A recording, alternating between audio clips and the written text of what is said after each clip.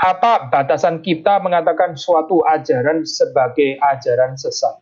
Pengertian Tritunggal yang benar itu penting, Zoe. Meskipun tentu saja ada takarannya, saudara nggak dituntut mengerti sampai kepada kerumitan detail di dalam bahasa para teolog dan sebagainya ya. Tapi di dalam pengertian khususnya sudah dibicarakan ajaran-ajaran salah itu jangan diulang-ulang.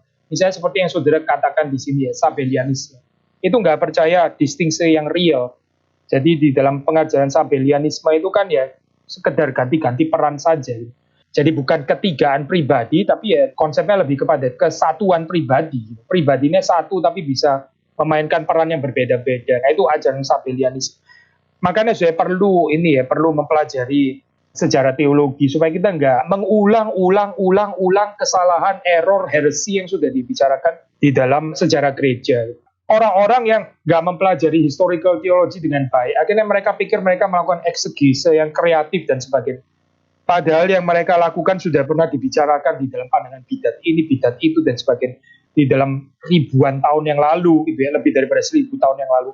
Sayang kan ya, ini jadi mengingatkan kita kepada cerita Tintin ya, profesor kalkulus.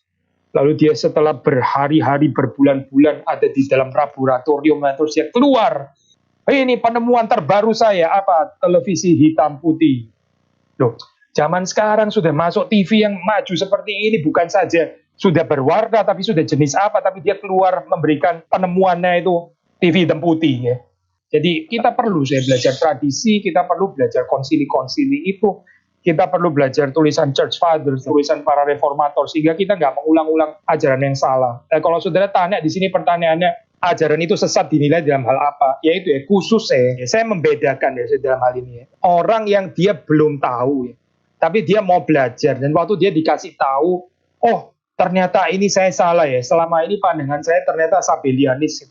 Pak Tuhan mengampuni saya mesti mengoreksi pandangan saya. Ya, kita memberikan kesempatan seperti ini, tapi orang yang betul-betul sesat itu adalah sudah tahu dia salah, sesat, dan sudah terbukti itu pengajarannya nggak ortodoks, sesat, sudah dikasih tahu, tetap dia ngeyel, tetap dia insist dengan pengajarannya itu, yaitu pengajaran yang sesat. Nah, itu betul-betul heretik di dalam hal ini. Ya sudah, saudara, lepas saja orang seperti itu.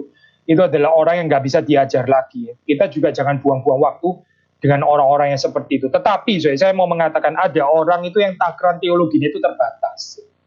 Jadi, saudara jangan terlalu cepat judgmental dengan orang-orang seperti ini. Bukan mereka kurang rapi bahasannya. Mereka bukan berniat untuk mempropagandakan pengajaran sesat, tapi mereka keliru karena mereka nggak mempunyai kesempatan belajar. Mungkin seperti saudara dan saya, mereka nggak punya kesempatan belajar. Ya kita mesti dengan lemah lembut ya menuntun orang-orang seperti itu, memberikan kesempatan untuk berubah. Karena kalau mungkin ya Tuhan mau mengejar kita dengan theological presisi yang sama, mungkin ada kalimat-kalimat kita yang ternyata juga sebetulnya juga kurang ortodoks atau kurang biblikal. Dalam konteks ini ya kita mengatakan, kita mengutip kalimatnya Helmut Tillicke itu ya. Our theology itu needs God's forgiveness.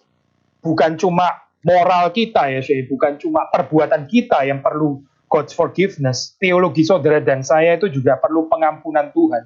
Ini bukan encouragement untuk ya sudah lalu sesat-sesatnya nggak apa-apa, toh ada God's forgiveness. Bukan itu Tapi di dalam pengertian bahwa teologi kita itu tetap nggak sesempurna Alkitab ya. Di dalam hal itu ya tetap memerlukan pengampunan Tuhan.